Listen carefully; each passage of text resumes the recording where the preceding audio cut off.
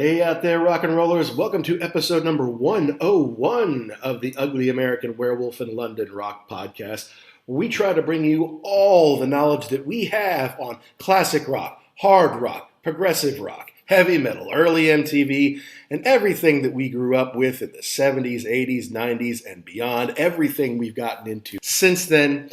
I am your host, Mac B. the Wolf, welcoming you to this 101st episode, and we'll be joined shortly by my partner in crime, Gary Action Jackson from the East Coast of America.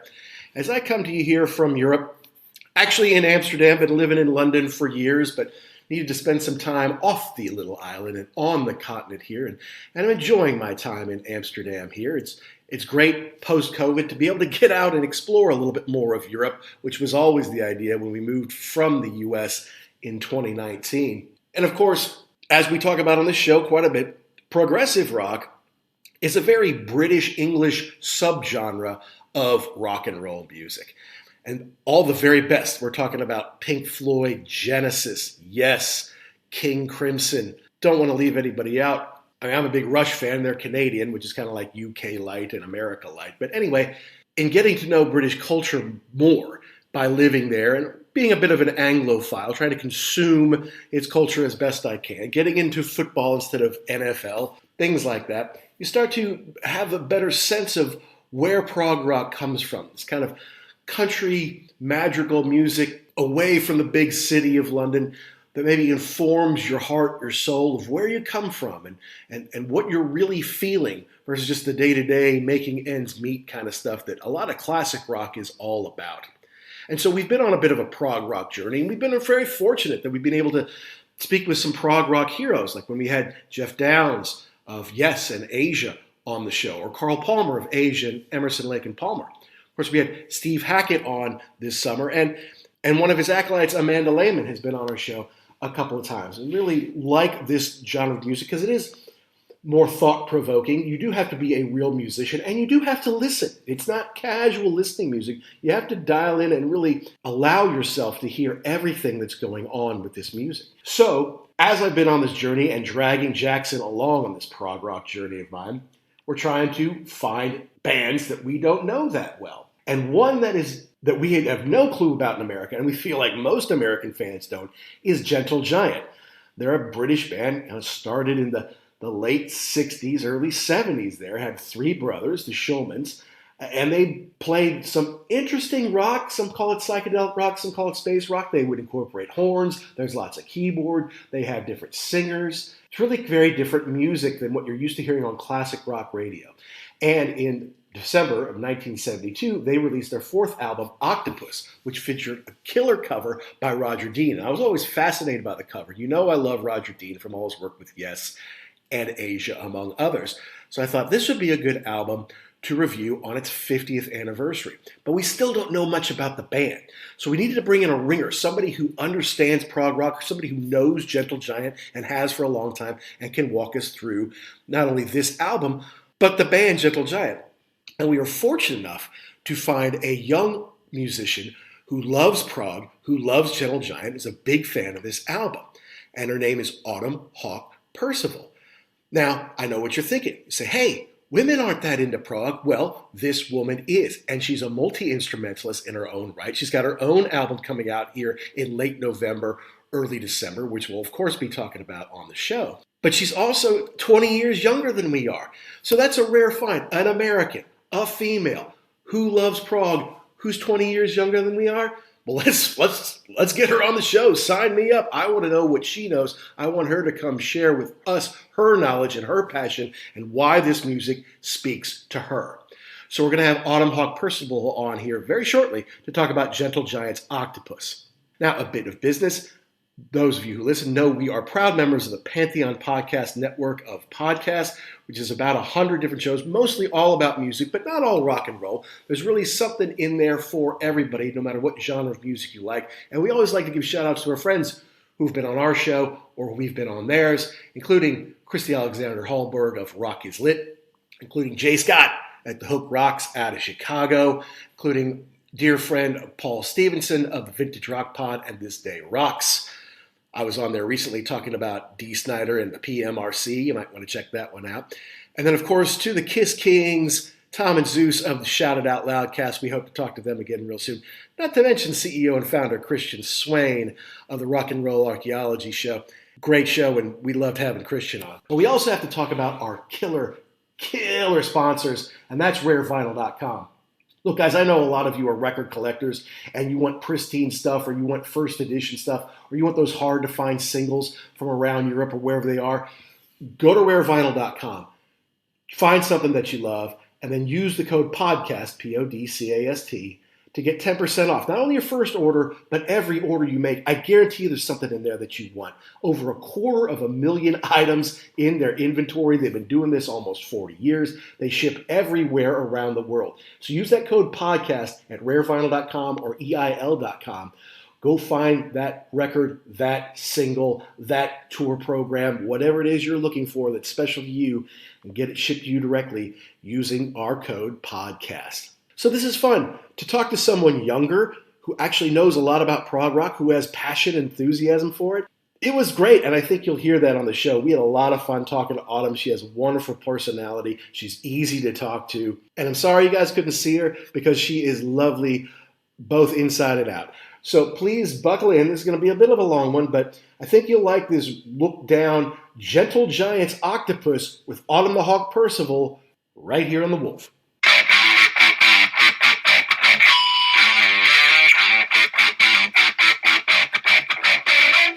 So I was pretty excited to learn that you're so into prog music, because we find that most people your age are not. And even people our age, it's kind of just a certain type of person and a kind of a rare bird anyway. So to find someone who's young and talented, not to mention attractive, who likes prog music, it's like, wow, that's someone we really need to meet, isn't it? Oh my God, thank you. Yeah, it's so rare. I don't even think I know anyone my age that likes prog. Yeah, no, that's such a good point. You really don't. I mean, it's really hard. Yeah, no, yeah. It's so hard to find someone my age to like talk about prog with. Yeah, when I was told that this was going to go down, I'm like, wait, first of all, and she's how old and like really likes Gentle Giant Octopus. Okay, those things don't go together. What's the I mean, I'm excited. I've never listened to this record before, so I'm excited to get into it. But like Mac was saying, it doesn't look like those two things go together. So there's a story there somewhere. Yeah, how did you get into prog there, Autumn? Oof, I'm trying to think. Definitely it started with Jethro Tull. I don't know if I mentioned, like, Jethro Tull is also like my favorite prog rock band. Yeah. But it had to start with Jethro Tull, and that's probably, I'm trying to think. Okay, when I was 17. Okay. The first Jethro Tull song I heard was Bungle in the Jungle. I know that's like a hit. Mm-hmm. And then I probably didn't listen to them again until like freshman year of college. So for me, that was like 19. And then, I actually am like, I lied or I forgot. I actually know someone 2 years older than me who's really into prog. He's a guy, so I feel like that's more common. But my ex showed me Jethro Tull, and like, I just like got into them so hard. And then his dad showed me Gentle Giant. Yeah, which I feel like is more like common, like someone's dad like shows it to you. Yeah. Yes. You don't walk into the record store, if you still go to the record store, and say, I could get anything, but I think I want this. Yeah, somebody has to lead you down the path. Right. Exactly. So I wish I could say like, oh, I just randomly woke up one day and like discovered prog rock. But my ex's dad, like, for sure, like, showed me like Gentle Giant, like dipped my toes in the water, and then I just like went wild from there. Well, that's cool. You find something that you like and you're turned on by it. It's like, all right, how deep can I go with this? Yeah. Yes, exactly. And that's exactly what I did. And like now I'm trying to, do you know the band Vandergraaf Generator or Vandergraaf or something? Vandergraaf Generator. Yeah, I mean, I don't know them very well, but I've heard of them. Sure, yeah. Oh, you should listen to them. They're my favorite right now. They're from the 70s. They were only like big in Italy, but like they're my favorite right now. They're like the most deep cut, I feel like, prog rock I listen to. Well, that's cool. And I think the 1970s was really kind of the genesis for a lot of this big time, amazing prog rock. It came out of the 60s, obviously, bands like Pink Floyd and King Crimson and Yes and Genesis started in the 60s. But really, we had to get the Beatles to kind of break up and then let people kind of evolve, in the 70s. Not to mention, we had Carl Palmer of Emerson, Lake and Palmer in Asia on the show. And he was saying in the 70s, it was great because you could play anything and the DJs would play it. You could get it on the radio. True. And then as soon as we got into Asia in the early 80s, like, okay, all that stuff is over. All those time signature changes and tempo changes and 20-minute songs, that's all over. You have to distill that into 4 minutes. And that's kind of how Asia got their pop prog sound that Jackson and I really like. But in the 70s, all these bands were really kind of stretching out with and experimenting with all the different sounds and all the different things you could do. Yes, and that's why I love prog, and like just the fact that you could have like so many genres in like one song or like one album. I just love that. Like, not that like rock and roll can be like limiting, because I love like classic rock, like standard rock, but like prog rock, like for me, like as like an instrumentalist, like that's where I feel like the most free. And I think that's really what you're going to hear from most people who are listeners, but also musicians, because you can really hear like, yeah, these guys can really play. No offense to your 3-chord Charlie out there. Right. But yeah, I mean, this is really, there's a lot going on. You have to be very adept at your instrument and adept at, like Mac was saying, time changes and being able to play in the band. Yes. And that's what I love like about prog rock musicians, because like you said, like the 3-chord Charlies, like not to shit on Jerry Garcia. I love Jerry Garcia. No, I love him, and that's why I love him, because he can play like 3 chords for like 20 minutes and it sounds like 5 different songs, but then like after a while it's like, okay, like can I hear some like dynamics? Can I hear can we change something like, up? Yeah. Like something different. And like that's why, like everything you said, like that's why I love prog rock, because you can listen to an album for hours and it feels like you went to like 10 different worlds, But yeah, and it's dense. I mean, there's a lot in there. I've made a note on here, especially listening to this Octopus record. I'm like, this doesn't sound like something you listen to casually. You have to sit down and focus on it. And it's like something Jackson would say, this is headphones material, because you got to hear all the different stuff that's going on, Yes. And I love that headphones material. That's so clever. No, it's so true. And I love that you picked like this album, because this one in particular, I honestly like I'm trying to think, probably haven't listened to in like a year or so. I repeat like the same albums I love. Sure. Like I love that you picked this one, because I was like, wow, oh my God, I need to listen to this again. But this one is, to me, like one of their weirdest. Okay. Because like have you listened to like their other albums? So we always do research, and I haven't listened to their entire catalog. I have to admit, no. Okay. That's the thing. But I have listened to their other albums, and I feel like this one was, it's kind of a bit of a turning point for them, or it's at least a pivot point. You know what I mean? Yes. No, I agree. Because the other ones, like, not that this one doesn't like flow, but to me, like in like a thematic like aspect, like the other ones flow together more. Like the tracks are like, okay, cool. Like this is all kind of like in the same vein. And like this album, it's like, that's at least how I feel. I'm like, oh my God, like where are we going now? Yeah. But I love that. Yeah, well, and it kind of seems too like in listening to this, and to be honest, yeah, this was to do this show. This was the first time I'd ever listened to this record before. So you've got you've got two guys on here. You've got Carrie, and then you've got one of the Schulmans Yes. writing the music, and you can really tell the difference one to the other. Like like you said, it doesn't really flow. I mean, the album kind of goes together, but you can.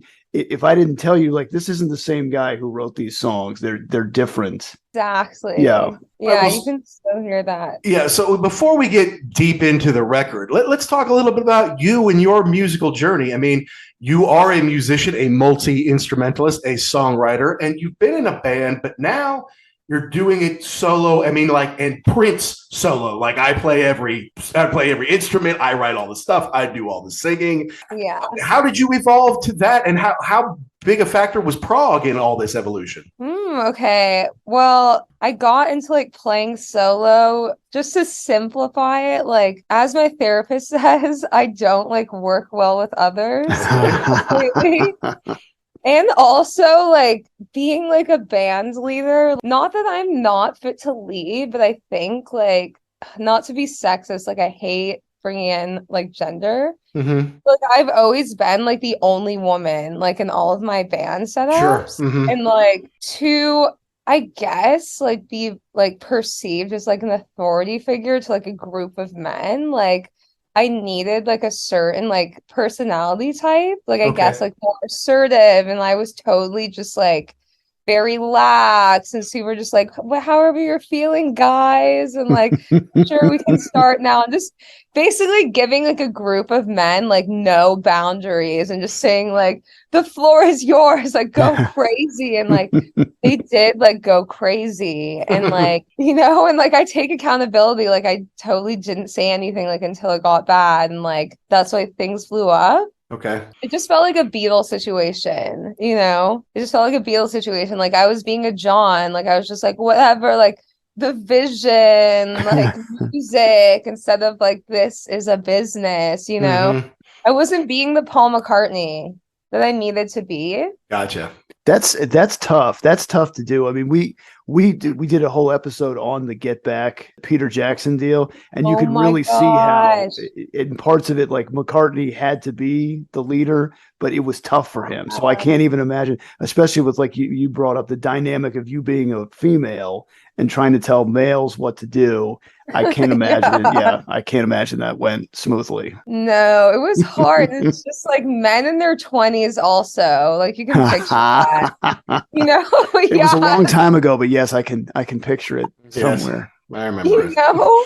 So it was hard because it's like guys in their 20s. It's just like they're not going to listen to a woman in general. Like I'm sure there are maybe some men in their 20s out there, maybe that listen to women. I don't know. But like, yeah. So it was just like a mess. And especially a woman their age, it was just like, yeah, you're a peer, you know? Like, so when you were in the band dynamic, were you still writing all the material, or how did that work?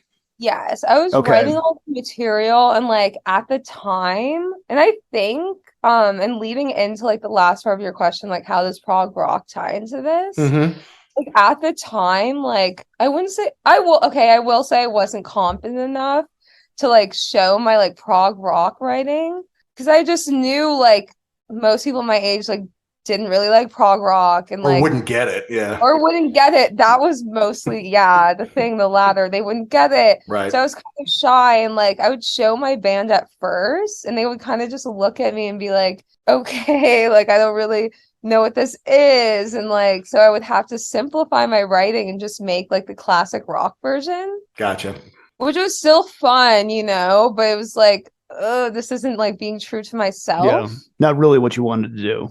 No, not at all. And so I feel like that experience, and I did that for 8 years, like just doing that for 8 years, and it all like finally just like getting to me and driving me like literally crazy.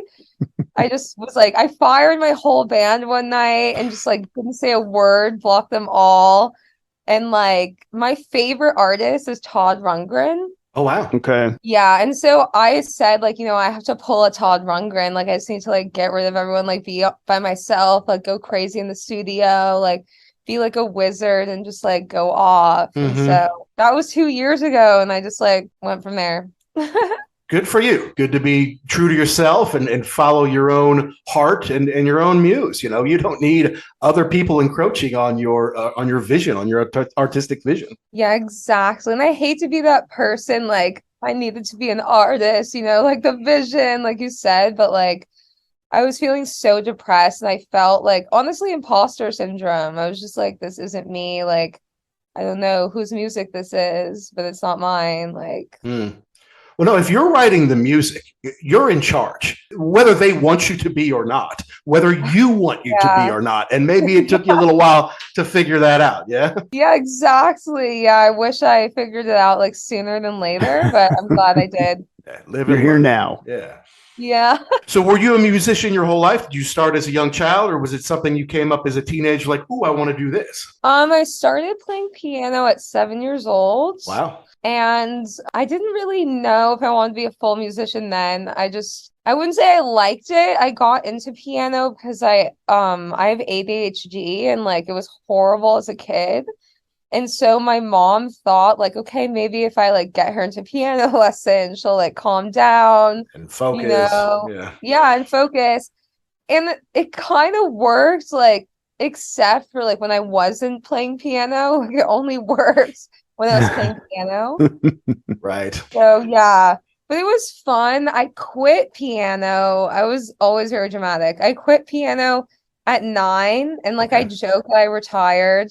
Like I had a short piano career, but I started playing piano at 9 because I saw the Start Me Up video on VH1 Classics for like the first time. That was my thing when I was like little. Like I think at age 8, I started watching like MTV and VH1 Classics. But like seeing Keith Richards, I was like, whoa, like he's so cool. Yeah, I want to be like that guy. Yeah. And so yeah, I made my parents get me a guitar and like started lessons. Cool. That's awesome. And we feel the same way about Keith Richards. You know, I mean, he's the coolest man on the planet. You know, he can kick Jack Nicholson out of the cool room anytime he wants. Yes! You know? Oh my God. Yes. Although we've kind of touched on this more than once on this show that if you want to be a musician, you have to learn. You have to have learn how to play the piano. That's even Eddie Van Halen, who was world famous for being a guitarist, said if you have to know how to play, you have to know how to play lead with one hand and rhythm with the other. And if you can do that, then you're a musician. Well, I didn't know that. That's so true. Yes, Eddie Van Halen. That's so true. I'm honestly like glad I started playing piano. Even though for a long time, like especially when I was like a kid and a teenager, I hated that. Right. I played piano and I was kind of embarrassed because it wasn't cool. Right. That's why I started playing guitar. Yeah.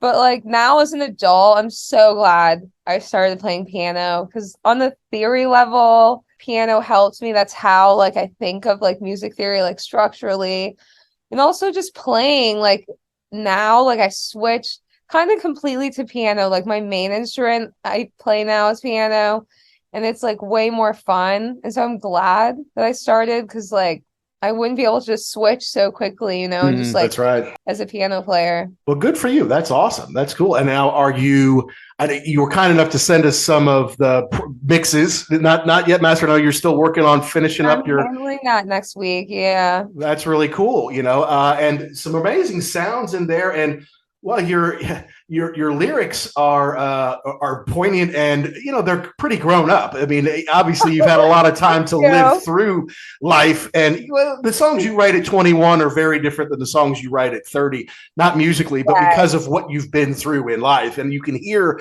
some of your life experience coming through in these songs. Oh, wow. Thank you. Yeah, honestly, I'm trying to think. These songs, they're based on like the feelings I've had like over the last 6 years, like up until now. But like I wrote them over the last 2 years. And yeah, I guess you can say, like you said, they're very grown up. They're my dark feelings, like night moods is like what I call my feelings that keep me up at night.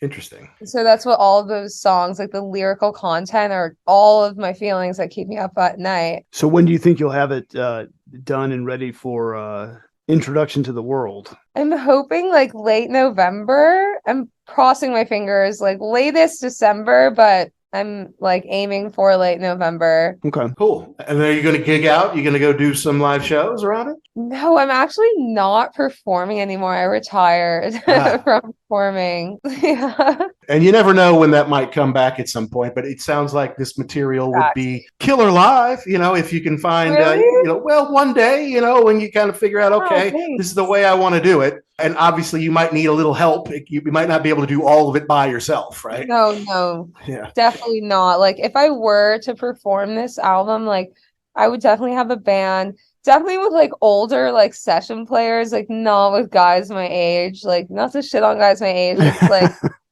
I always joke like guys like aren't adults like until they're like in their 50s. I'd say that's true. Huh. Yeah, okay. I'm like, you can like confirm that for me. So like I prefer to work with guys or like deal with men like in their 50s and like up. Well, we're almost there. I mean, we turn 50 very soon, so yay. Okay, you're almost adult. I'm almost adult. I did My wife will be super excited to hear that. I did quit my job and start a podcast, so I don't know how adult that is, but we'll find out here soon. Yeah. Hi, this is Jeff Downs. You're listening to The Ugly American Werewolf. All right, so your ex's father got you into Gentle Giant because he is older. He's probably our age or older, and maybe experienced some of this, in the 70s. Like he heard this when it was coming out brand new, yeah? Yeah, definitely. Yeah, he's like, I think in his mid to late 60s, so... Okay. Definitely. So, and he could have caught them live in the 70s because they were a pretty good touring act in the 70s. Yeah. Yes. And honestly, he saw this album live like 1972. Yeah. Really? He saw this album live because I'm trying to think which song. I'm going to quickly, I actually like took notes on this album for the podcast. So I'm quickly going to go into my notes to try to remember which one he showed me. I think it was Knots. I don't know if you listened. Did you listen to that track? Oh, sure. Yeah. And that's like to me, like the weirdest one on that album. Because it's like weird, just like the choir, like layering and just like the rows, like rowing, like that weird, like vocal technique. Like that one's just so weird. Like it kind of sounds like a nightmare to me. No, it's my notes here. It's clever, but it's weird. That's not. Yeah. Completely. And so that's what I think, like when he played me that song, it was that song. And was it Tarkus? He was showing me like so many by Emerson, Lake and Palmer. Right. He was showing me like so many like prog songs, just like his favorite ones. But like those two songs, because they're so just like weird, but like not. So I was just like, what the hell is this? But I want to hear more. Well, that's cool that not only was it like, this is weird, but give me more. Because sometimes it's like, this is weird. Don't ever play this for me again. Right? No, my God. It was definitely not that. I'm weird, but I think you know that. Like I'm 30, I'm into prog rock. Like I'm a girl. So I was just like, wow, I'm trying to think of the weirdest like band I listened to before I got into prog rock. I don't even know. I'm trying to think of like a psychedelic band. I don't really know. I feel like I listened to like normal, like textbook classic rock bands. Yeah, like we did. Yeah. But like luckily I wasn't.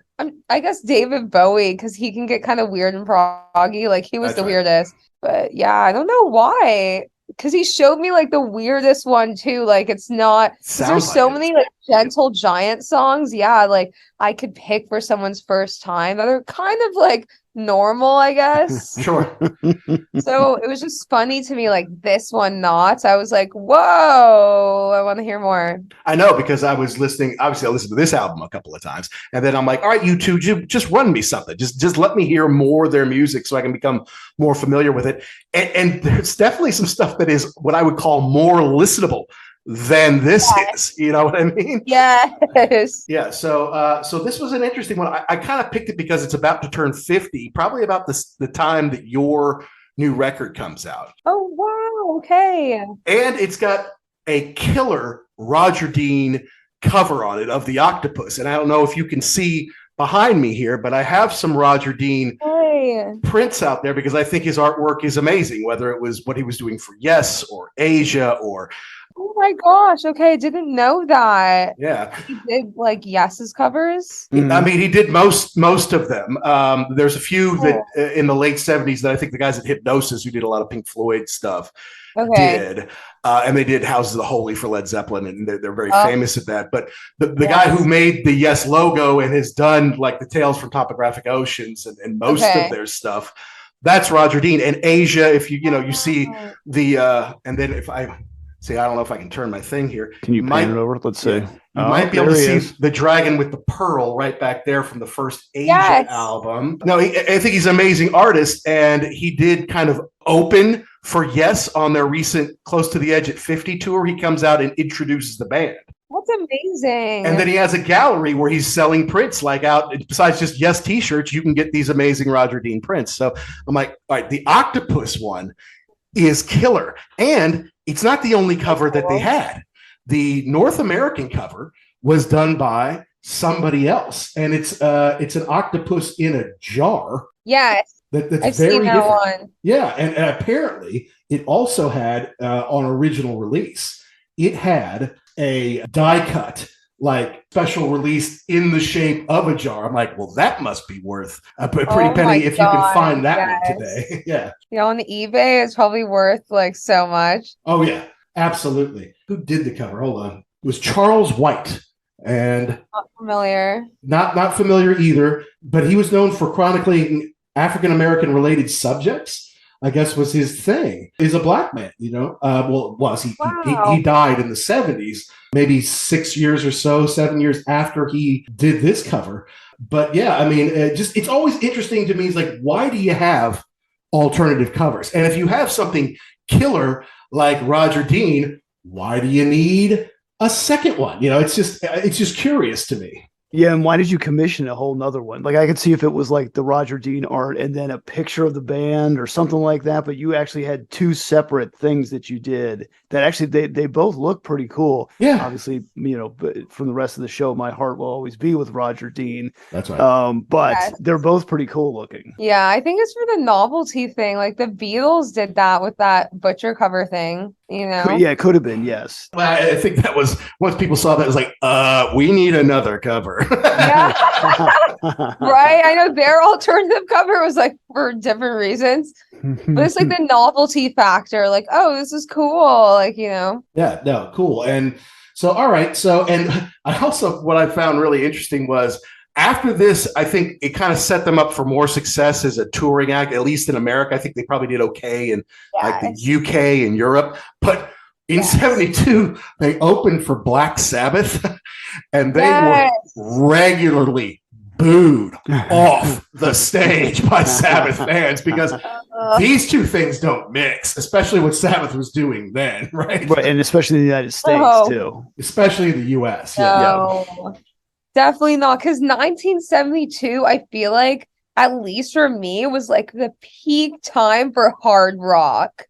That's when all the like heavy hitter hard rock bands had like my favorite albums out. That year? Zeppelin, Purple, Sabbath. Yeah, Zeppelin, exactly. Like all the heavy hitters. So of course, like I love Gentle Giant. Like I love weird. I'm really into like medieval fantasy and medieval history. So I love like weird like lute music and like songs that like maidens would like frolic to, but like Black Sabbath fans, like they wouldn't want to hear that. Like they're more like, I want to hear what like the wizard or like the castle mage is like listening to while like summoning demons, and like that's not like Gentle Giant energy. You're right. Those two things don't even go together even on paper. This Saturday, Black Sabbath and Gentle Giant. Wait, what? No. Huh? But they did tour with Toll, what your favorite. They did tour with Yes, and that makes sense. Yes.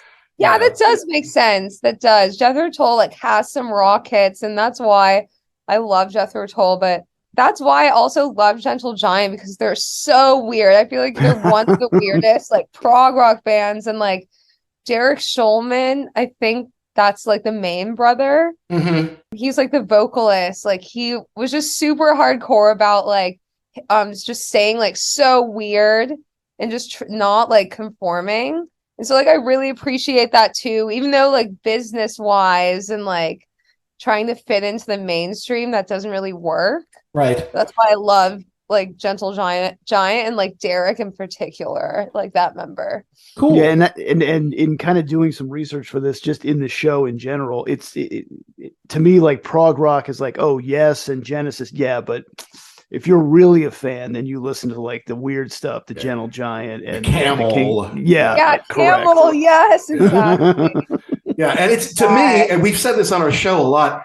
To me, it's a very English subgenre. Yeah. And I moved to London for 3.5 years, and you start to absorb, some of this British culture. It's like, well, I like some of what I know of Genesis. I know some of what I know of Yes. Obviously, I like Pink Floyd. So what else is there? And you start to learn about Lindisfarne, and you start to learn about Gentle Giant. I'm like, all right, well, I still didn't know anything after 3 years of living in England, anything about Gentle Giants. I'm like, who is going to teach me about this? Yes, the pretty 30-year-old girl from Southern California, of course.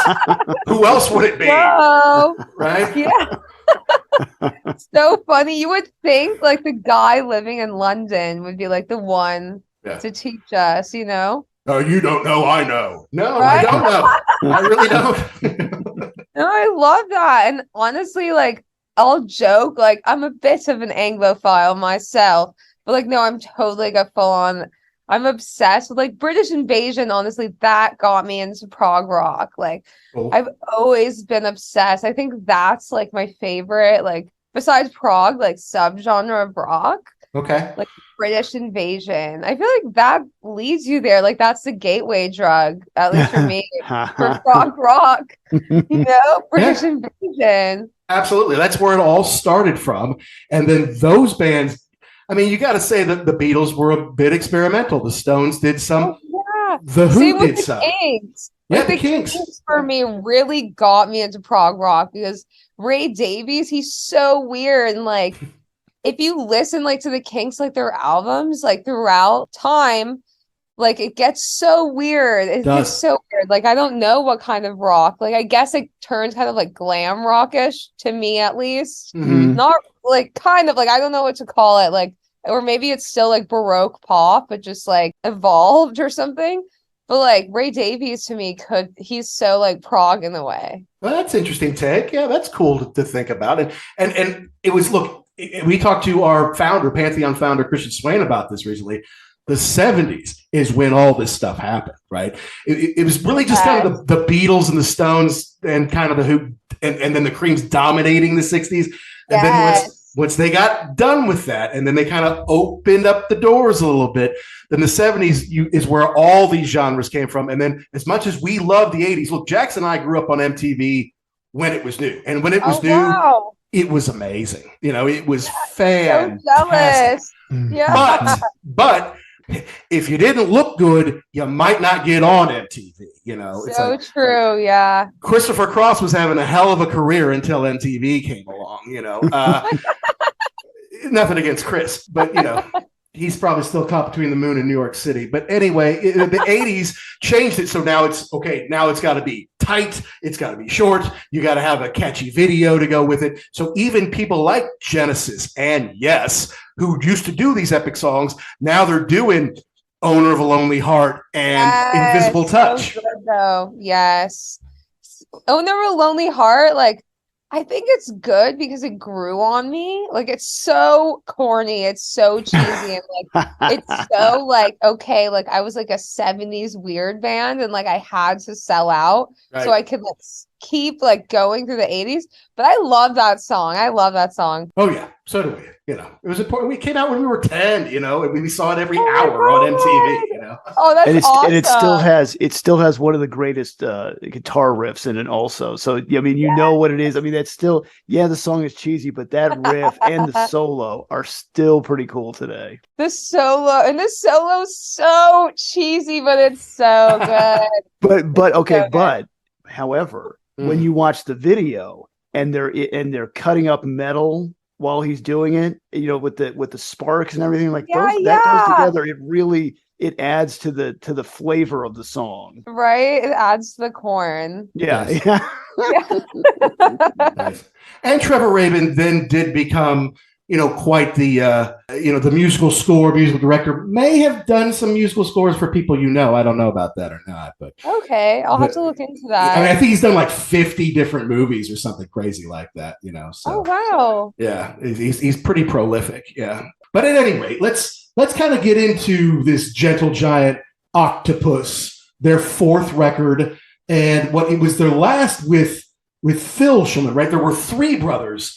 The brothers, Ray, yes. Phil, and Derek. And this is the one where Phil's like, okay, this is it. I can't do this anymore. But he did this one, right? Yes. And let me look at my notes again to see like which songs in particular. Okay, the first one, that one I like took a note, is one of my favorites. The first track. And you listened through it, like you said, all of it. Yes. That one's my favorite. Mostly, well, besides like the instrumentation, like the lyrical content, it's are you familiar with Gargantua and Pantagruel? I'm not, no. Strangely enough, no. Okay. Well, I already mentioned that I'm weird, and like I think it's pretty clear. I'm gonna say that a lot. I think it's pretty clear that I'm also like a nerd. Just I feel like anyone who's into prog rock, like you're a nerd. Like you're a nerd, like you are. And so, Gargantua and Pantagruel, it's a book, it's a fantasy book written in the either late 1700s or early 1800s. Okay. I'm a huge fan of like 18th century like fantasy. Mm-hmm. This book in particular, it's so good. It's about like a city of like giants, like their world. But this song is about that. It's based off of like that book. Right. And their other album, Acquire the Taste. Have you listened to the album? That's their second record, yeah. Yeah, okay. They have a song called Pantagruel's Nativity, and it's also like alluding to that book, or it's referencing.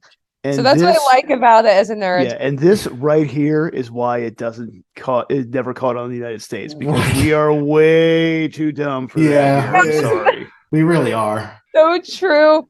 It is. No, it really is true. And that's why I love like British musicians, because honestly, like English people, and I'll say that like as an Anglophile, like English people are like smarter. Their education's better. And like, even if you're not like smart in London, like, Shakespeare, the classics. It's just like in the British bloods, And so that's what I love it. Like same with like Led Zeppelin, like they're referencing like Tolkien. Like, I love that as a nerd. I'm like, yes, please like reference like all the books I lived in like as a kid and even now as an adult. So that's why I love that track. You know what my comeback is to that? Yeah. Freebird. That's so American. That's so American. USA. Yeah. And as someone who lived in Jacksonville, where they are from, they play that song. Well, at least they play Leonard Skinner like every sixth song. It's on a 24-hour loop. There's no time for Gentle Giant on classic rock in Jacksonville, Florida. Let me just tell you. Oh my God, no. That's Freebird Central. Yeah, but that's the advent of Panurge is the name of the song, written by Carrie Minear. And what's interesting to me is Carrie, who is the kind of keyboard player, piano player, he would sing. He has this kind of sweet, soft voice. He couldn't do it live. He never sang live. Derek and Ray would sing too. Well, I guess Phil would as well. But Derek and Ray would sing, but he wouldn't do it live because I guess he couldn't project it live in a way that it would come across. So Derek would have to do that as well, I guess. And that makes sense because you probably noticed, like Derek, he has like the stronger like voice, and like to me, that's why he's my favorite vocalist in Gentle Giant. Like has like the confidence, So that makes sense. Yeah, he has a presence on stage. Is because a lot of these prog bands, they would kind of sit down and they would, keep their heads down and just like focus on what they were doing, right? Even Pink Floyd, they didn't move. They didn't do anything on stage, But this guy was a frontman, right? He's up there. He would dance. Right? Yeah, exactly. Yeah, those moves. Yeah, literally. He's, cool. Very magical. There's some nice harmonies in there. It's very jazzy. because it's kind of offbeat, right? Kind of thing. Yes. And there's some staccato kind of stuff in there, which makes them different than just what you normally hear on the radio. Definitely. And that's what I love about them. And like even with this song, like you mentioned, like Carrie's like vocals, like he's more like soft and like they're all kind of weird. I'll just say like weird again. They use that word a lot. But he's more like soft and like haunting and weird. And like now that I'm thinking about his vocals, I wonder if he's actually singing. Have you listened to the album like In the Glass House at all? I did listen. I mean, I didn't listen to it intently the way I listened to this one, but I've heard it. Yeah. Okay. I'm just like, I wonder, but also like Derek can kind of sing like soft and also in that like higher register. So it could be him. But it makes sense like why his vocals were hard to sing live, like especially as a keyboard player, because you're not singing from a place of like, oh, I'm a vocalist, so like I'm gonna use my diaphragm, like all these things, So it's hard, like that kind of like vocal tone, like soft and wispy, even as like a trained vocalist, it's hard to project from that like vocal tone. So interesting. I do not blame that guy. I know it's really hard. Well, that's cool. That's good insight right there. All right, let's move on to track number 2. I love the title, Raconteur Troubadour. And apparently they had a concept for this. It's kind of a concept record in that they would start with writing a song for the personality of each member of the band. Right? Yes, I cool wrote that idea. down in the notes. Yeah. Yes. Cool idea, and so Munir, again, I think he wrote this one and he's doing the vocal, a little minstrel music. Like we talked about Deep Purple, Ritchie Blackmore has evolved into being this kind of purveyor of minstrel music from Baroque times. And it sounds a little bit like something he would do today. Oh yeah, that's so interesting. It totally is, because it's that like, I guess you could call this, do you know, like, are you familiar with like Canterbury rock? Not really. No. Are you? Okay, that's like a deep cut like subgenre of like prog almost. I read the Canterbury Tales in high school. That's as close as I've gotten. Canterbury Tales. I feel like it's honestly from the same like area, like Canterbury. It's basically like countryside, like weird, like nerd, like guys rock, like even nerdier. That's what it sounds like. Wait, what do they call that? LARPing?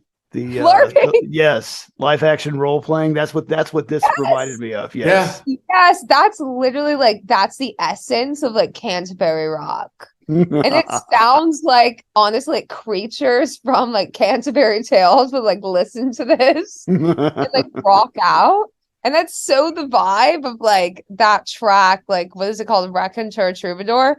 Because it's that weird kind of like, I'm trying to think of the word. Like I'll just do like a Shakespeare reference, but it's super like Puck like Midsummer's Night Dream. Just like just super English. Like it's just so fucking English. Like I'm from the country and like just like weird, like I love that. No, and it's this thinking person's music. This isn't, you won't listen to AC/DC and then put this on. Not that there's anything wrong with AC/DC. We love AC/DC. Oh, I love AC/DC. But it's not the same. No, I love that. This is thinking man's music completely. Yes, like you have definitely read a few books or so. Like if you listen to this. Yeah. And then you get the horns and the violin and the bridge. So good. It's a little odd, but, it kind of wraps his story as this Raconteur Troubadour up that way. It's, I don't know, it's interesting. I mean, it's, again, you have to kind of focus and listen to this. You can't just put it on in the background while you're cooking, something like that. No, definitely not. And like you also have to have like a sense of humor.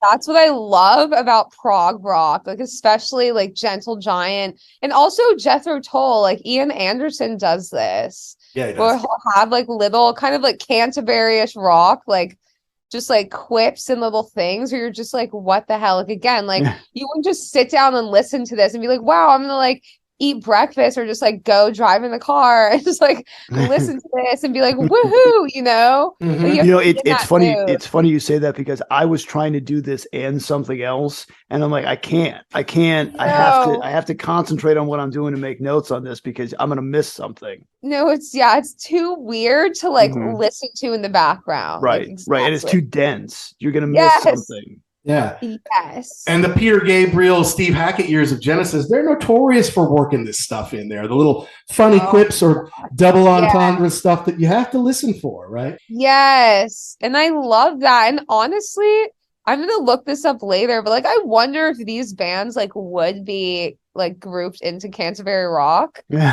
Peter Gabriel is like so just like weird, like storybook rock. I kind of call him that. Like his style of writing is almost like storybook to me, you know? Yeah, sure. Yeah. And I love that. I love that kind of prog rock. Yeah. All right, well, that's cool. All right, well, let's cruise on to track number 3 here, a Cry for Everyone. This time, Ray Schulman is on the vocals. Yes. And I got to say, as soon as I heard this, because it has an actual guitar riff that starts this off. Yeah. And that's kind of the world that Jackson and I come from. We're guitar guys. Yeah, this was much more of a comfort zone for me. I'm like, okay, here we go now. Right. I love that. Are you guys guitar players or just like into like guitar? We're not very good. Yeah, I'm a really good air guitar player. Yeah. I have guitars so I can teach my 8-year-old daughter to be better than me, but that's about it. That's so cute. I love that. But yeah, no, that's so true. Because I feel like Gentle Giant, like especially with this album, like it's more just like keyboards and like strange like string arrangements and like weird sounds, you know? So no, totally. It's like great to have like a familiar like instrument like on a structural level, you know? Like I know what that is, and that's Gary Green on guitar, you know. So that brings up an interesting point too. You're saying this isn't what they usually do. If you're Gary Green, who doesn't write any of the songs, and you show up and you're like, okay, fellas, what are we doing? Oh, okay, I guess I'll sit in the corner while you play, and if you need me, let me know. Oh my gosh, I didn't even think of that. Like that must have been such a good point. Like such a strange experience, but also like A+ for him, you know, for like holding it down. Yeah.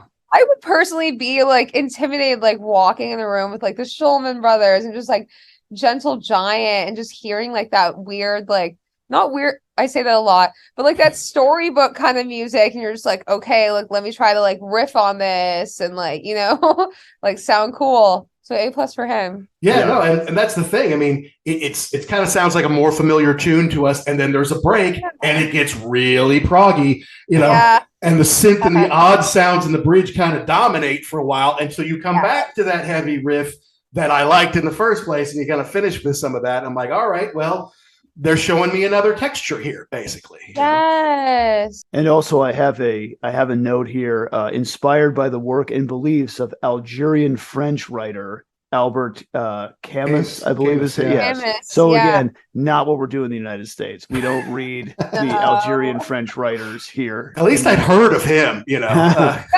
Oh, that's so true, and I wrote that down in my notes too.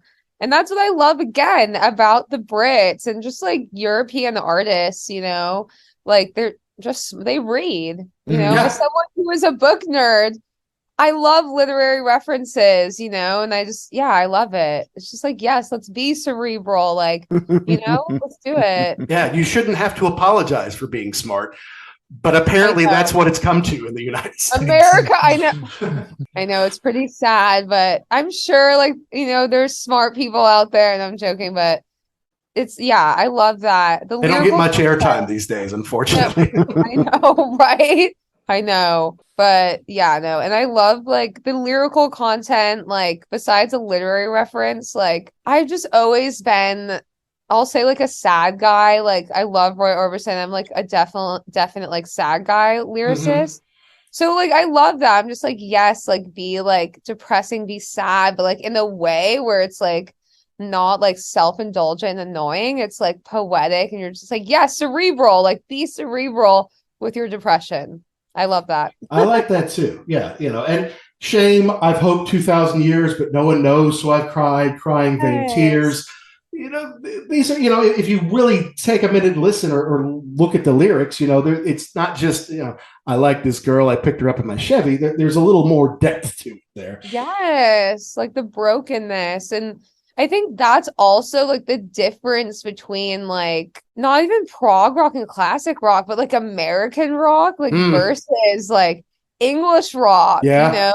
like the point you made, like American rock is very like I'm sad, so like I got wasted and like drove out into the night. Right. And like English rock is like my heart is broken. Like, will she not like hear me? Like more like Shakespeare. Like you could tell, like, okay, like British people, like they definitely like grew up on Shakespeare, you know, and we kind of just grew up on like the Wild Westerns. West. Yeah. That's so funny. Yeah. But it's still cool though. It's still cool. That's what I love about American rock. Like it's in your face and very direct. Right. But this one, doubt, no doubt is all I know. There is no fate. There's no luck. What does that show? Showing is proof, but proving is nothing but fear. Like back where I grew up, so what the hell is he talking about? You know? Like, why is this guy so sad? Yeah. No, it's so real. And I love that. I love it. Well, let's get into Knots. I mean, that's the one you kind of brought up earlier, and it's based on the R.D. Lang, I guess, book, Scottish writer. And this has got, there's a lot going on in this one. There's a lot of trading vocals and sharing vocal harmonies. I mean, does everybody get to sing on this one? I mean, I think they do. Like, I'm trying to think. I did take note of that. It goes Phil, then Carrie, then Derek, then Ray. Mm-hmm. Yeah. Which is pretty amazing in a 4-minute song that, 4 different people get to share lead. Not to mention they're backing each other up with harmonies along the way. Yeah. And they're doing like row. I think it's called rowing or just like rows. And that's that's pretty hard. Yeah. Yeah. It is hard because you always want to jump in. You're going to want to follow along with the person in the lead, and you can't do that. You have to stick to your part. Yeah, it's hard to do that. It's really hard. And like, they're also like singing like very like intricate vocal melodies. Like not only are they doing like a complex like choral technique, right? They're also like utilizing like a very like just like intricate vocal and like just everything. And that's what I love about Gentle Giant, because like they're just not afraid to like show off the fact, like, yes, I know counterpoint. Yes, I studied like chorus writing. Like, I just love that. I'm like, yes, show off like your nerd skills. Like, just do it. I love it. And is that a xylophone that Weathers is playing in the middle? I think it is. You don't hear that every day, right? No, and that's what I love about prog. Yeah, and then it gets a bit heavy, maybe in the middle with a little Hammond organ. Plus, I think that's a vibraphone that they might be using. I'm not really even sure what a vibraphone is. Sure. No, I love that. Yes, throw that out there. I'm not sure either. I'll have to like look more. I wish I took more notes on this song. I was like focused on like the psychology aspect and just like the weird, just like layering. And also like, I don't know if this is a thing with this song, but I was thinking about it. Just like the fact that it's like about psychology and like the intricate like layering and like choral techniques, and just like the whole song, at least to me, like kind of feels like you're going insane.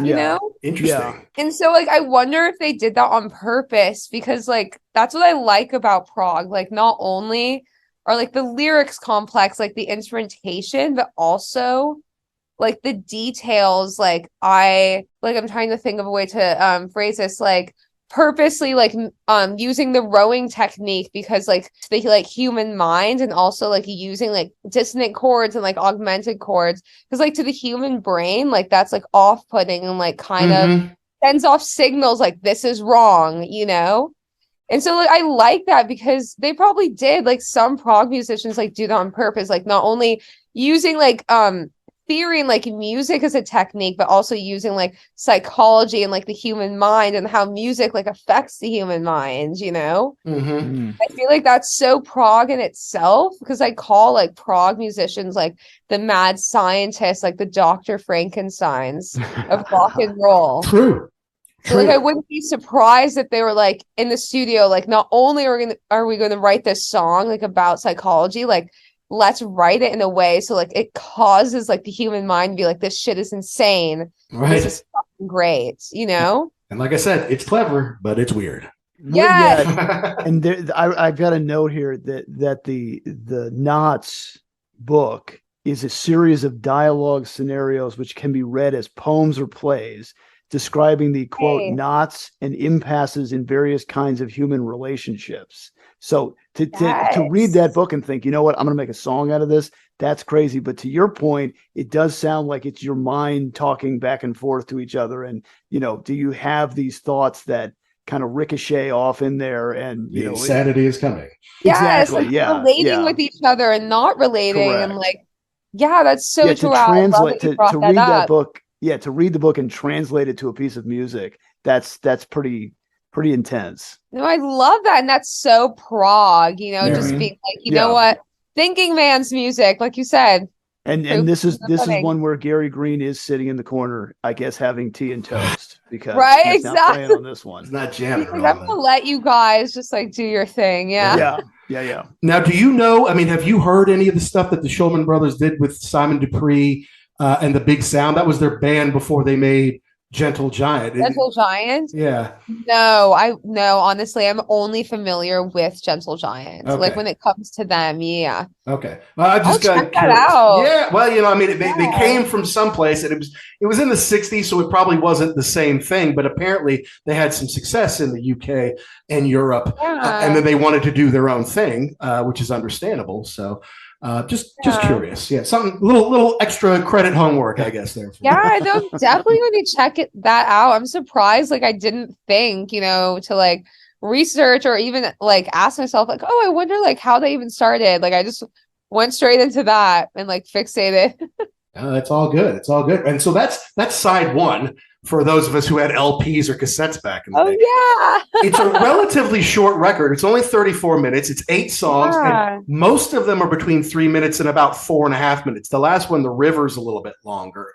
Yes. But you know, so they're not doing these huge like Genesis or Pink Floyd whole sides of an album, one song. They're fitting it into what could be maybe not pop sounding, but pop length. Yes, right? Exactly. Yes. And it was one of their wives who used the turn of phrase. There's 8 songs, so it's an octo opus. Get it?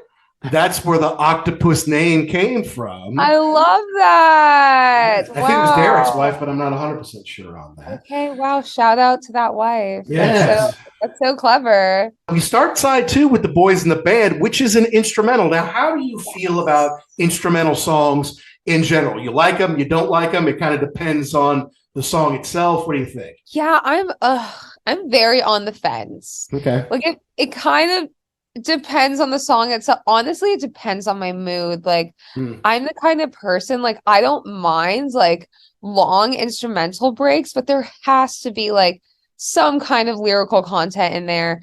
Even if it's like one verse or 4 words, like provide some context, right? Something. Because to me, like that gives it a direction. Like, yes, like in a sense, like instrumentals like have a direction because to me it's more like emotional, like it's more mood based. Mm-hmm. For me, like at least to follow it, like besides like the structure and like on a technical or theoretical level, sure, to like be in it on like a feeling level and to like be in the zone of that song, like I have to like find some kind of compass. And so for me, like lyrical content, I'm like, okay, I get this, like that this has a direction, this has like a story, you know? So I prefer like lyrics over just like full on jamming. That's why jam bands aren't my thing, even though I love Grateful Dead. I love the Grateful Dead, but I prefer they're more like their hits or just more songs with direction, you know? Yeah, no, and this one, I mean, besides the spinning coin, you can hear like they spun a coin on the table and then let it, you know, do big proud sound kicks it off. I mean, this is a cacophony of noise to start this thing. And then it settles in. You got some sustain, you know, with some guitar, maybe some keyboard in there, some horns. It's totally instrumental. It's very, very proggy with the starts and stops. And I don't know. I'm like you. I mean, sometimes a nice, like a YYZ by Rush, you know, that's good, but it's also fairly brief song, you know, and this one, it kind of seems, where are we going? It's like we kind of came up with this concept or maybe a couple concepts, squished it together. It's like, yeah, we don't need any vocals for this one. So I don't know. I don't know if I like it or dislike it, to be honest with you. I'm not sure. No, I agree with you. Like, I was going to say, to me, if you're looking at this, if you take the track out by itself, yeah. I mean, I like the quarter, and I always thought that was cool because you know what that is, and you can tell when it's going to stop and then ricochet on the table.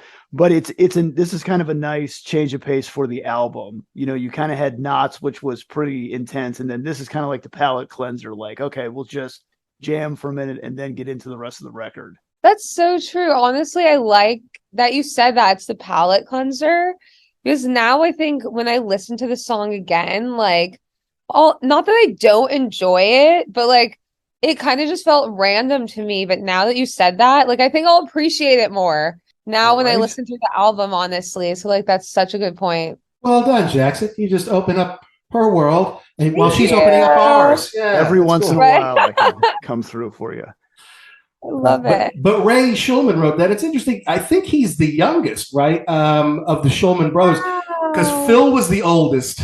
I think he was born in like 1937, and he quit after this record. Derek was kind of the out front man. And I love him. Yeah, and then Ray, I guess he's playing his bass. He plays a lot of other things, of course, but he's playing his bass. And bass players are pretty steady people for the most part. Yeah, you know. Yeah, I did. When I was looking at the notes, I did see that that's a kind of a weird deal. He was 37, and then it was 47 and 49. So the younger two were right on there, and he was the outlier 10 years older. So yeah, I can imagine where he kind of felt a little bit, almost like a generation, I guess, behind them. Ahead of them. Yeah. He probably felt kind of, annoyed, because imagine you're like the older brother and like your two younger brothers are like, let's play in a band. Like, you know, so as an my older hip sibling, hurts. I want to go home. Yeah, exactly. I know the geriatric one. You know, he's like, I'm tired. You know, it probably gets tiring. And also just playing with your siblings. I don't know if you guys have siblings. Like, I'm one of 3 and I'm the eldest. And like, siblings fight as much as you love each other. Like, siblings fight, and siblings, honestly, I think because you know on a conscious level and a subconscious level that you share the same blood, and like you're kind of just like you're stuck together or bonded together, you fight harder than friends or just I feel like any form of loved ones, at least in my experience with siblings. So that's probably a whole other difficult experience besides being in like one of the most complex like prog rock bands. You're also like siblings, you know? So think about that for everybody else in the band, because you're right. That is a dynamic where you would always feel like it was the 3 of them that kind of had that bond, and then everybody else. So yeah, that's interesting. Yeah, no, and Jackson's the oldest of 5, so he knows exactly what you're talking about. Wow! All about fighting in between siblings. Yeah. But think about it. Okay, so this is 72, right? And he's 35, whereas those two guys are like 23 and 25. You know, so it's like he's ready to move on, and maybe he had that success with Simon Dupree's like, okay, we're going to create that with Gentle Giant, and when it wasn't happening, he's like, all right, screw this, you know, I'm getting too old for this nonsense. I don't want to deal with my little brothers anymore. Let them take it. I mean, this is what I'm picturing, but I mean that's a big difference, especially in like 1972 rock and roll, where the like bands don't last more than 2 or 3 years. You know, and that's he's like, so true. And do prog bands, it's like prog was kind of like just like coming out the gates, you know, or at least like becoming like, okay, this is like a hit. Like you can listen to a prog band and be like, okay, this is one of their hits. Like, you know, in 1972. Yeah. That's what I feel like, at least. Like, I definitely wasn't like there, you know? Right. But, like, just based off my research, you know, like that's how it seems. I hear you. Yeah. Hi, this is Gary Kemp. And this is Guy Pratt. And you're listening to The Ugly American Werewolf in London podcast. All right. Well, so then they get into Dog's Life, which is the shortest song on the record. Yeah. Phil sings this, but it's a Ray's composition. And I mean, here's your humor coming into it as far as I'm concerned. You know, they're kind of talking about the family dog. It's a funny little song. It's kind of a comedy song, you know.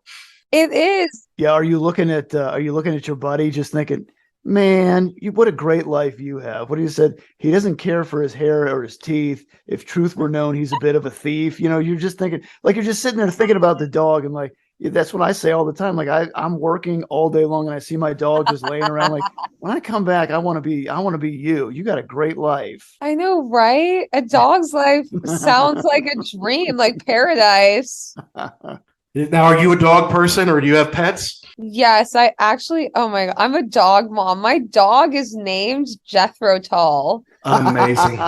Jethro Tull's my favorite band. He's sleeping by my feet right now. God, imagine that. Yeah. I love dogs. I'm a major dog person. Well, that's cool because we do love dogs ourselves. And, I work at home, and so I'm with him all the time, and so when I go out for an hour to go do something, it's like, oh my God, Daddy's back. Woo! Daddy's back. Woo! But you're never coming back. Wasn't gone that long, pal. But Yes. pet him on the head, give the dog a bone, use a friendly tone. He won't leave you alone. So true. It's a funny little song, but it's, again, like you say, this is very prog. I mean, this is something that prog bands do, Yes. No, it's definitely prog because you wouldn't hear like again, excluding the Beatles, because the Beatles, like Martha, My Dear, is about Paul McCartney's dog. Mm-hmm.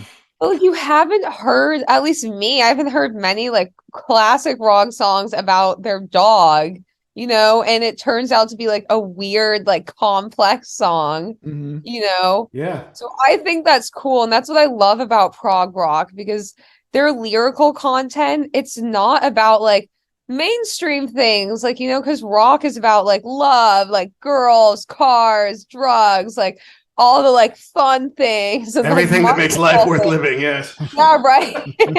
Like the fast life. Uh-huh. So that's what I love about prog. It's like, no, I'm gonna wake up and like write about a castle or like my dog or and it's so good. I love that. I do too. And they squeezed it all into 3 minutes and 10 seconds, which is with all the sounds and the horns and everything that's in there. It's kind of amazing. Exactly. It's just skills. And again, that's what I love about prog rock. It's real. I don't want to say it's like real musicians. It's just the musicianship, like in prog rock musicians versus like rock musicians. It's off the charts. It's off the chart. Yeah, it's off the charts. Like even with the best rock musicians, just like it's next level. And that's what I love. That's part of why I have never really liked punk rock. I kind of like the Clash, they kind of do something for me, but you can't play. You might have something to say, but you can't play, and it pisses me off that people like Rolling Stone just embrace this, like, oh, this is going to get rid of the Genesises and the Gentle Giants and the stuff that we don't love. And here's the visceral rock and roll with kids who have something to say, taking back the power. I'm like, should they be? Should you really put your hands in the hands? I mean, put your mind in the hands of a Sid Vicious. I mean, they can't play. No, literally. And I was going to say that. Like, I always joke, like, punk rock is for musicians, like, who don't know how to play music or they don't understand music. It's not for musicians. It's for people who want to make a statement, but they aren't musicians. But they aren't musicians. Yeah, it sounds like noise. It's just anger and noise to me, or it's honestly just for people like on heroin that like can't play. It's like people who aren't Lou Reed. I feel like if you're not Lou Reed or Keith Richards and like you're on heroin, like this, you should play punk rock because you can play horribly. Right. Like you'll be accepted. Yeah, it doesn't matter. Yeah. I cannot stand punk rock. Like, and it makes me sound like a grandpa because like a lot of it's kids, too loud. Yeah, because a lot of kids my age, and even the thing I just said, like kids my age, but like it's true. Like a lot of people in like my like age range, like they like punk rock. Like to them, it's like anarchy, and it's like a statement, and it's so loud, it hurts. There is no lyrical content to me when it comes to punk rock. I'm just it has to be straight ahead. It has to communicate to the teenager who's not that bright, and is just pissed off all the time, right? Exactly. It's just pissed off. That's why to me, metal, I'm like, metal is like music, like that's where like if you have a brain, like there are some metal bands where it's like, okay, this is complete nonsense, and like I feel like my ears are gonna bleed. Right. When it's like metal, that comes from like Black Sabbath, like Rainbow, like that classic shit that's Iron good, Maiden. but like Yeah. Iron Maiden. But punk, I'm just like, come on. If you're not Danzig, if you're not the Misfits, only Glenn Danzig's version, you're just a mess. Yeah. I'll agree. love Danzig until I die. I think that's because I'm a girl. And when I was a teenager, I had a crush on Danzig, like There Oh, so who hard. didn't? Who didn't? So that I'm biased. Like that's why I'm like, no, I have a soft spot for Danzig because he was like my teenage sexual awakening. Gotcha. Okay. But you have to say but Misfits were there at day one. They weren't somebody who heard that and then got into it. So yeah, I think there is a place for the bands that originated it. Yes, exactly. That's why I'll always respect the Misfits. But other than that, it just sounds like mess. Yeah. But that can kind of contribute to the end of Gentle Giant's career.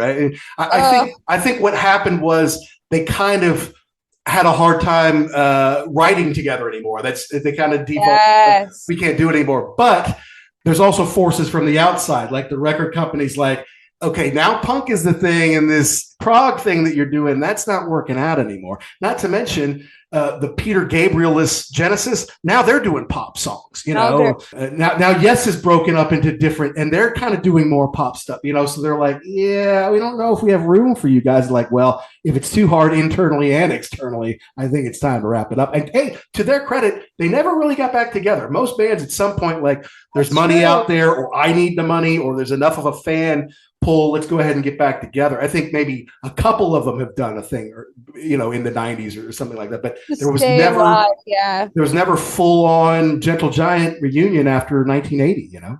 No, and honestly, I love that because they didn't try to just keep up with the mainstream. And like you said, a lot of these prog rock bands did that. Like Jethro Tull even did that, Mm-hmm. And that's what I love about Gentle Giant, because they stayed true to themselves, and instead of like evolving or not evolving, but just trying to fit in and stay relevant Catch up. through time, they were just like, you know what, we did it. And probably there were other things that tied into that, just relations with each other and, band stuff. But I like it that they stayed true to themselves. And when you listen to Gentle Giant, it's just all of the true, authentic Gentle Giant.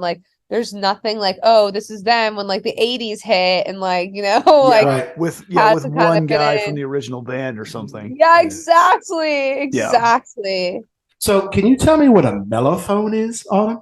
A mellophone. Mm-hmm. I wonder, honestly, I don't know what that is, but I wonder if it's related to a mellotron. I'm not sure. I asked because, I'm looking through, I'm doing research on this. And Phil, who does a lot of the horn work on here, and obviously does some, on track 7, he plays a mellophone, and I'm like, well, what is it? No, it's a brass instrument. Sorry. Yeah, it looks like kind of a trumpet. Yeah.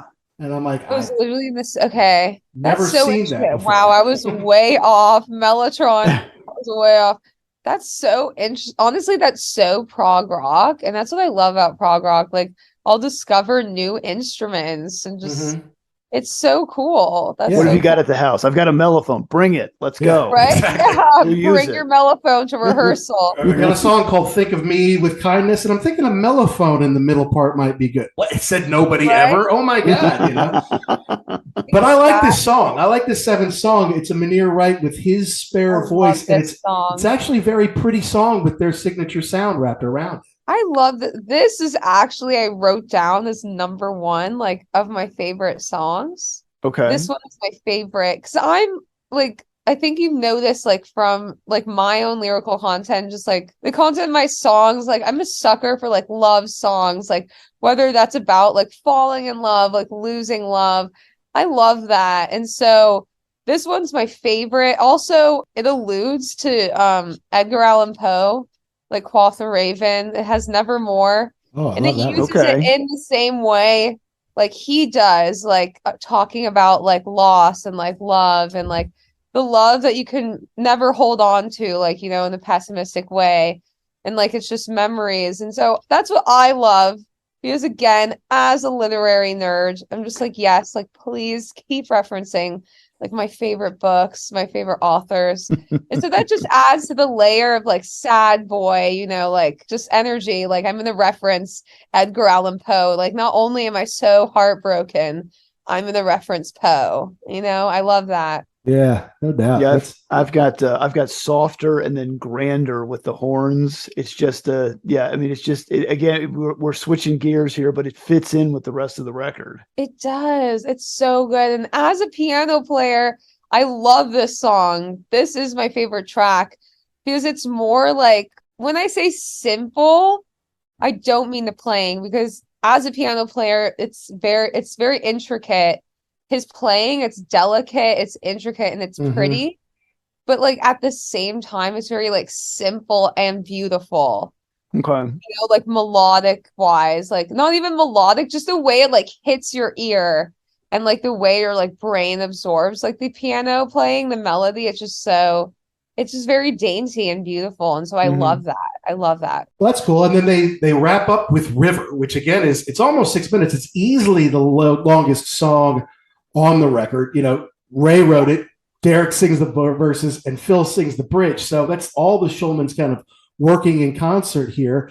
Yeah, I mean, a little electric violin is what it sounds like. But once they get past the patented kind of weird stuff, that I feel like that this one is a little bit more listenable than some of the other stuff on it. Yeah, I've got more rockin' tune, and we're back to the guitar and bass, which definitely were not in the track before. Yes, no, I like it too, and I wonder if they did that because it's like the last track, they're kind of just like, okay, let's kind of like tie like everyone together, like because like you said, I think like the wife made a point like calling this like Octopus because it's like all like different songs, just like all of them kind of like writing something different. And so I like this. It's like, oh, let's come together and like be a band and like flow together. So I think that's cool. And everybody gets to show off a little bit. There's a lot more drum, heavy stuff in there. Gary Green gets to do his thing a little bit more on this one. So it's like, let's stretch it out. This is the last one. We can make it a 32-minute record and just make it a 4-minute song, or we could just stretch it out a little bit. We got plenty of space on the vinyl, right? Yes. But that wraps it. I mean, and then that's the end of it. Now, I think this kind of helped propel them a little bit. It did get them in the top 200 Billboard in America. And I think it helped them tour a little bit more in the UK and Europe and maybe even in America. Yeah, I think. And also Japan. I want to Google this quickly. I want to Google this quickly to fact check myself. But I'm pretty sure this album is like the one that got them big in Japan. I'm going to quickly look. I could be just like my brain. I'm like making that up. Well, it is almost 6 a.m. there, Autumn. Yeah. Well, I know. I'm like, maybe that's why my brain is a bit foggy. Like this is usually when I'm like heading to sleep. Gotcha. Because I tend to work, like I'll work until like 4 or 5 a.m. Like if I'm mixing or just like, I try not to track, like play instruments or record any tracks past 1 a.m. because that's when I just become like, I call it like noodle brain and like noodle hands. Gotcha. You're going to end up with some weird stuff if you do it too late. Yeah, because that's when your brain is just like, whoa, like I should be sleeping. Like I'm just, like delirium. It's just delirium. So I'm like, forgive my brain, but I think this is the album they went to Japan with. I'm pretty sure. Gotcha. Too tired to like deep dive that on Google right now. That's okay. To do a little bit of a wrap here, what's interesting to me is, yes, they all kind of went their separate ways after 1980, after their last album, Civilian. But they've all kind of had some interesting, lives past that. And to me, your boy Derek is the most interesting one because he had this huge career in music business after being a musician for all those years. Wow. I did not know that. That's so interesting. Yeah, he did A&R at Polygram for a while. And he signed Bon Jovi, Cinderella, enough's enough. Like he did that, you know, and then so weird. I know, but then he became the president and CEO of Atco Records, which I think was a division of Atlantic. And when we were in high school, when Jackson and I were in high school, AC/DC was signed to Atco. The Razor's Edge, which was their huge kind of comeback, you know, the biggest they did since Back in Black, that was on Atco while he was in charge. That's so cool. Wow, I did not know that. Thank you for bringing that knowledge to me. That's so cool. Amazing. And on the prog side, he did sign Dream Theater. That's so hilarious. Yeah, you know, help Bad Company come back after Paul Rogers had left, you know? Yeah. And then he became, you know, well, then after that, he became, you know, he went on to become president of Roadrunner. He, you know, he signed Slipknot and Nickelback. I mean, he's had a huge career as a businessman. That is so crazy. Wow. Wow. You learn something new every day. That's so funny. I love that. That's so cool. And when I saw him, the video of him in his like white jumpsuit with his initials on there, you know, doing his dance and hopping around, like, look at this weirdo. Like, this guy ran Atco? That's crazy. That's so funny. Obviously had an eye for talent. I know, right? That's just so crazy. I know. He went from dancing around in the white suit to like walking around in offices in a suit. You know? That's such a funny transition. But at least he made the transition. I mean, some people, they never give up on it and they never grow up and they never figure out anything else to do. And it's kind of sad to see a guy sitting at the end of the bar like, I used to be a gentle giant. You know, you don't want to see that guy. Right? No, that's so savage, so true. And it's honestly very rare, like as a musician, and maybe it's because, like, again, prog rock is a thinking man's like genre. But it's very rare as an artist to have like a business brain, you know? Or even want to go into music business on that level right after you were like in a pretty big band. Like, even though Gentle Giant technically like isn't mainstream, right? They're still like a successful prog band, you know? So it's interesting. Like, he wasn't like, oh, let me start like a weird like jazz trio, or like, you know, the things that other musicians do. Like, I'm going to start like a weird band, like in another subgenre. He was like, no, like, I'm going to get in a suit and like, I'm going to go into music business. I love that. I think that's so cool. Well, it could be the fact too that, you know, you're sitting there making this music and you look over to the corner, you're like, hey, those guys are making a lot of money on the corporate side. That's I need so to do that. Funny. Yeah. No, that's so true. Yeah. They're not on the bus all night with their brothers arguing with you. That seems like a pretty good gig to me. Yeah. No, that's so true. You want to be the guy at the head of the boardroom table, not like the artist, you know, anymore. Correct. That's so true. Well, Autumn, look, we've really enjoyed talking with you here. It's been enlightening. It's been a lot of fun. You have a great energy about you. You have a lot of great knowledge and passion. And, well, you know, look, I guarantee you that next year there's going to be some anniversaries on some big Jethro Tull or other prog albums that maybe we can have you back to talk about, you know? Oh, please. Yes, I would love that. You guys are so cool, honestly, well, by the you. way. And we're really looking forward to hearing your record and its completion too. So as soon as that's ready, please let us know. Yes. That's right. No, I definitely will. And like, honestly, if you guys have another like prog rock band, like, please, if you ever want to have me back, like, you guys are so cool and like love talking about music, and this was such a great experience too, honestly, so thank you so much. You're most welcome. Thank you. No, we need someone to educate us on Toll. I think Marillion's Script for a Jester's Tear turns 40 next year, and again, it's another band. Marillion, huge in the UK, can't get arrested in America. I'm not familiar with that one, honestly. I know the name. Okay, well, so they've had two different lead singers. One was just called Fish, F-I-S-H, Fish, and then he had a fairly big solo career. But it's kind of like they have a best of both worlds. Like Van Halen had a Dave and a Sammy best of, you know, 2 discs. Is it Hogston, Roger or Steve? I can't remember the other guy's name, but there's the Fish era. And there was the guy who replaced him, who was equally as good, different. So if you're looking to maybe pick that up, try Best of Both Worlds Marillion, and I think you might like Fish. By the way, sounds exactly like 70s Peter Gabriel. Whoa. Okay. Yeah. Okay. I'll check that out then. All right.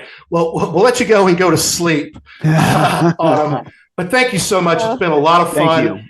All right. Take care and stay in touch. Yes, you too. Have a good morning. Yeah, and I'm Thank you. gonna go to sleep. All right. Bye, guys. Bye-bye. Bye-bye.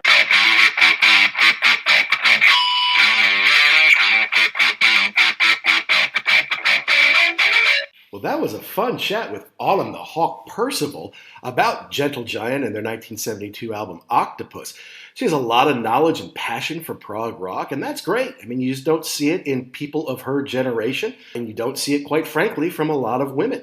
So it's great to have her on the show and have her share her enthusiasm for this music, kind of educate us a little bit as we continue on our own prog rock journey.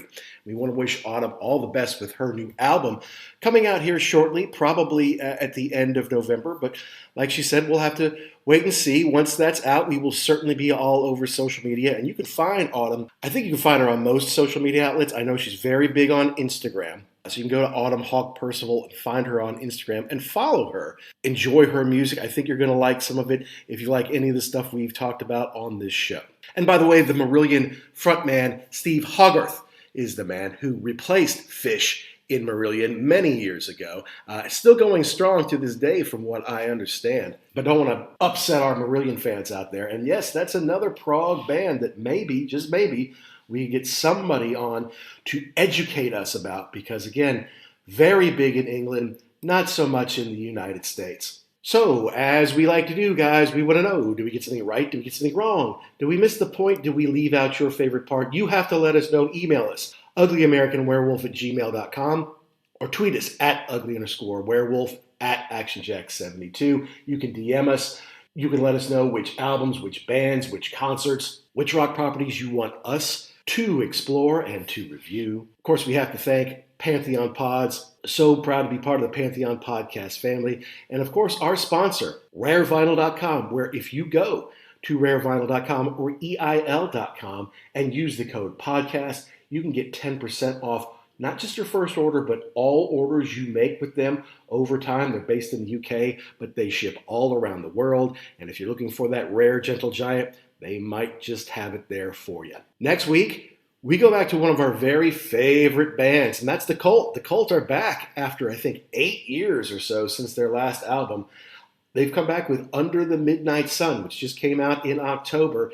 I believe they're going to be doing a little tour out west in November to break in the new album. Hopefully we'll see more of that in the coming year.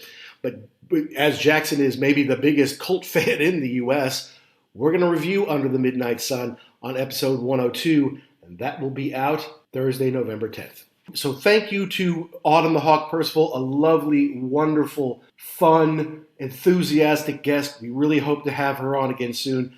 Please check her out on Instagram. Please find her new album. And to all of you rockers all around the world, until next time, be cool and stay safe.